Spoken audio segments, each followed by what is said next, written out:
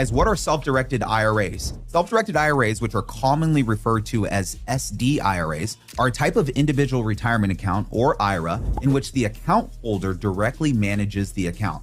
So in other words, a self-directed IRA is an IRA that you manage yourself. And this means that you choose the investments that you'll add to your self-directed IRA instead of a third party doing this for you. With a self-directed IRA, there's a lot more responsibility on your shoulders to manage the account properly and to make sure it succeeds. However, even though there is more responsibility on you as a self-directed holder, there are some other incredible benefits of self-directed IRAs that make them appealing to investors. Perhaps the greatest benefit of self-directed IRAs is that they offer a lot of flexibility in terms of the types of assets that are able to invest in. For example, with the self-directed IRA, you can invest in assets such as precious metals, even commodities, real estate, limited partnerships, private placement deals, tax lien certificates, cryptocurrency, and much more. You see, regular IRAs are typically limited to traditional investments such as stocks, bonds, certificates, deposits, mutual funds, and exchange-traded funds. However, with self-directed IRAs, you can invest in a wide variety of alternative investments.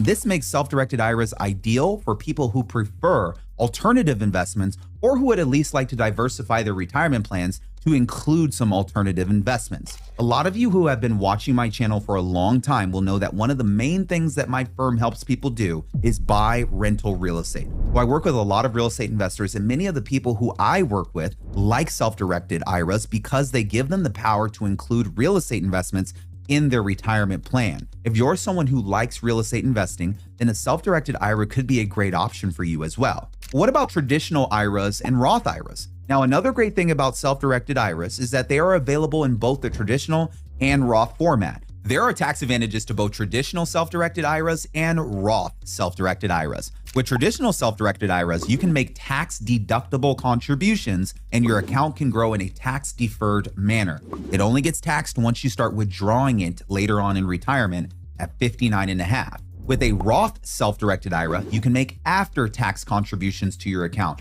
This account grows completely tax-free, and there are no taxes on your account once you start making withdrawals in your retirement. So both traditional self-directed IRAs and Roth self-directed IRAs offer great tax benefits. But what about the contribution limits? Just like with regular IRAs, self-directed IRAs have contribution limits. These limits get adjusted periodically. But for 2024, the contribution limits are $7,000 per year or $8,000 if you're over the age of 50. These limits have been adjusted from 2023, which were $6,500 and $7,500 for people aged 50 or older.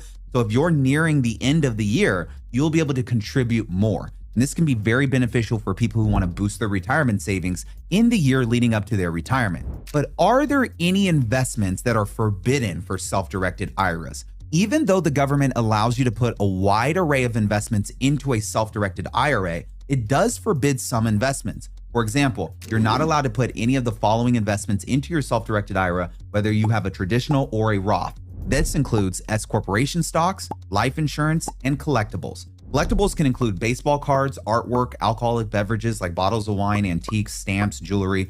Now, I mentioned earlier that you can put precious metals like gold and silver into a self-directed IRA. So some of you are probably wondering why rare coins are not allowed. Well, the IRS has very specific rules about which type of gold and silver and other precious metals are allowed to be added to a self-directed IRA, and these rules are laid out in IRC section 408M. I'm not going to cover all of the rules for precious metals in this video because it would take too much time. However, generally speaking, the IRS does not forbid precious metal coins from being added to self-directed IRAs if the coins are issued under the law of a state. The IRS also allows you to add precious metal bullion to your self-directed IRA as long as it has a certain level of fineness. If you're thinking of adding precious metals to your self-directed IRA, I would strongly advise that you speak with a tax professional before doing so to make sure that you're doing it correctly and only adding the right types of precious metals. Now, how do self-directed IRAs work? Now that we've talked about what they are, what the tax advantages are, how do they actually work? As I mentioned before, if you open a self-directed IRA, you'll be solely responsible for managing it.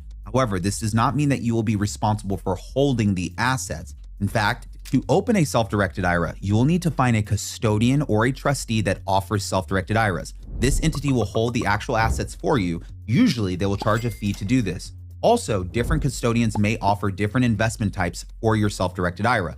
So you have to do your research to make sure that the custodian or trustee you are thinking about going with offers all of the investment types that you want in your self-directed IRA. But once you set up your self-directed IRA, it will be your job to place assets into it and to comply with all of the regulations for them, such as the contribution limits. Also, keep in mind that the custodian is not allowed to help you select investments for your self-directed IRA. The advantage of being a self-directed IRA is you're in control of this part. So the entire responsibility of making sure that the account grows and thrives is on your shoulders. Who are self-directed IRAs for? Technically speaking, most people can open a self-directed IRA if they want to. In fact, to open a self-directed IRA, you just need to have earned income, a copy of a government-issued ID, and a debit or credit card to pay for the account establishment fee. But these accounts are designed for people who want independence and who are comfortable selecting their own investments for their accounts. Oftentimes, it is experienced investors and business-savvy people who choose to open self-directed IRAs. And many of these people do not use their self-directed IRAs as their only retirement savings vehicle, but rather as a supplement to another retirement savings account. However, this doesn't mean that you can't open a self-directed IRA if you're not a seasoned investor. Some people open a self-directed IRA and use a very simple investing strategy for them, such as just putting in gold or putting in Bitcoin and just letting it sit for many years. So self-directed IRAs can be a good option for you if you just want to invest in one or two alternative investments that you can't put in another retirement account, such as a regular IRA or regular 401k. Now, if you're finding this information valuable, don't forget to like the video and share it with your friends and family. It does help the algorithm and our channel perform.